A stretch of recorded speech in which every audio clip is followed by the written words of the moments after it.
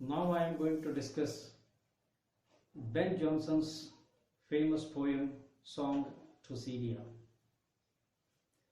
Ben Jonson is a playwright and a poet in the Elizabethan age, was a pioneer of comedy of humor.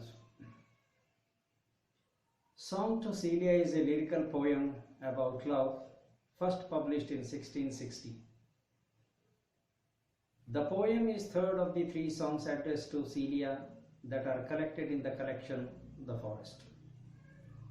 The other two are Come My Celia, Kiss Me Sweet, first appeared in Ben Jonson's play Volpone in 1605. The poem states about unconditional love of the speaker for his beloved.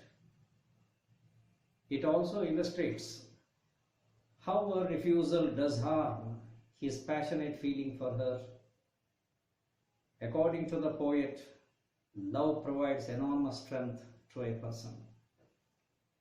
It is one of the most frequently quoted poems in English literature. Undoubtedly, most literate persons are acquainted with the opening lines, "Drink to me only with thine eyes." Certainly, many people think that this line of the poem is the title. Jonson receives full acclaim for composing those words as well as the lines in the rest of the poem. It was a Greek named Philostratus who originated the words in his own language. Now I will read the poem once and then go with explanation. Drink to me only with thine eyes, and I will pledge with mine, or leave a kiss but in the cup, and I will not look for wine. The thirst that from the soul doth rise, doth ask a drink divine, but might I of Jove's nectar sup, I would not change for thine.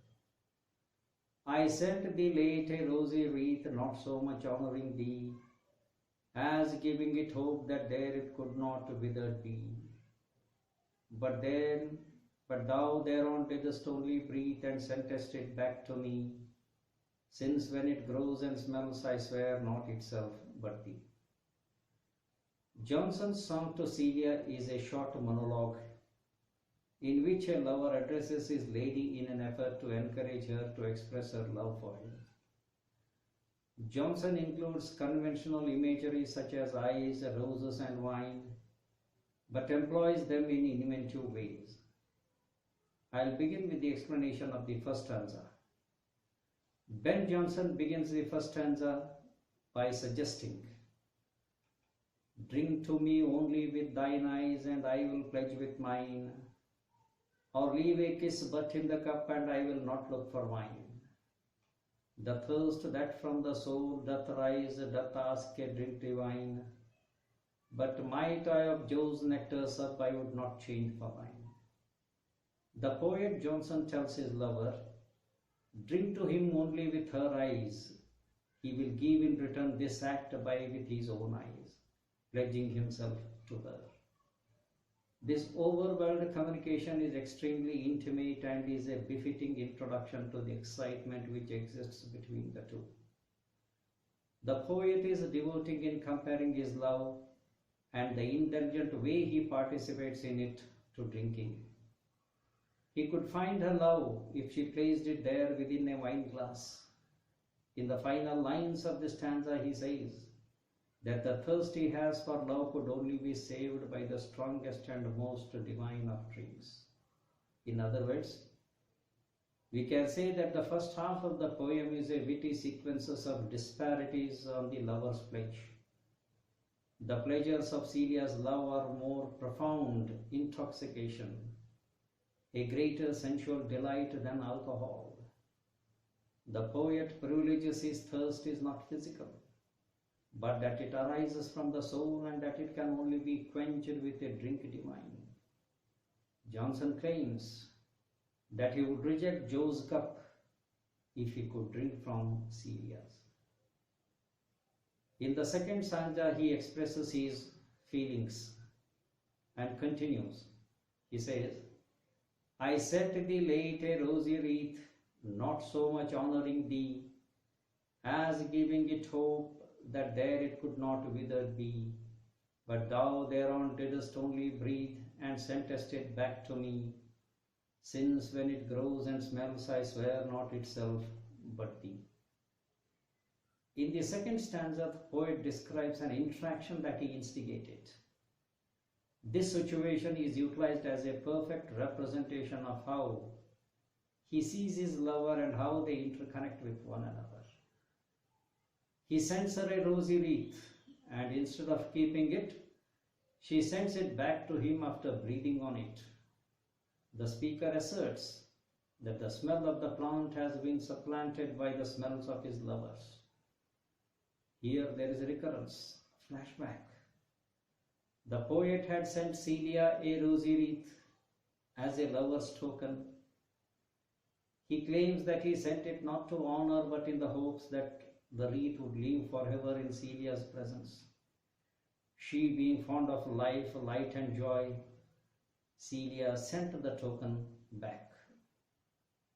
The poet believes that she has breathed on the wreath and that her sweet smell still clings to it.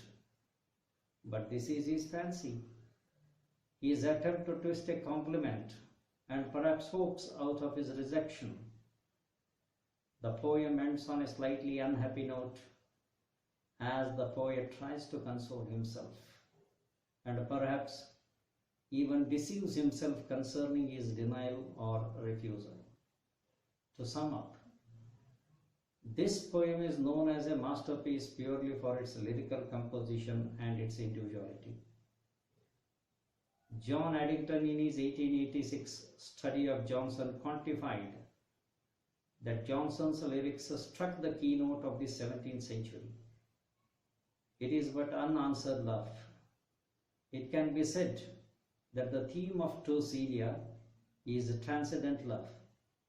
So passionate is the poet's feeling for Celia and hers for him, he hopes that she needs only drink to him with a loving gaze. For his turn, the poet says, he needs no wine to inspirit his love, for it is his soul that thirsts. Only the transcendence of divine love can quench his thirst. Ben Jonson has used some literary devices in this poem to make it appealing.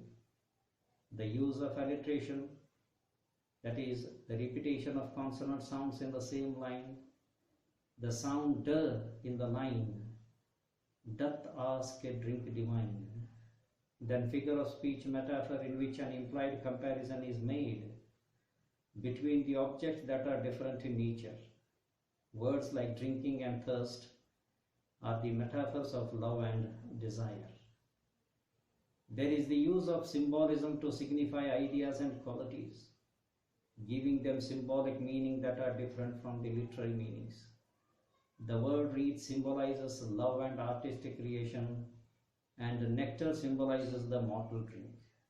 Lastly, you can say that the poem follows the rhyme scheme ABCB, ABCB in the first stanza and DEF, EEE, EFE in the second stanza.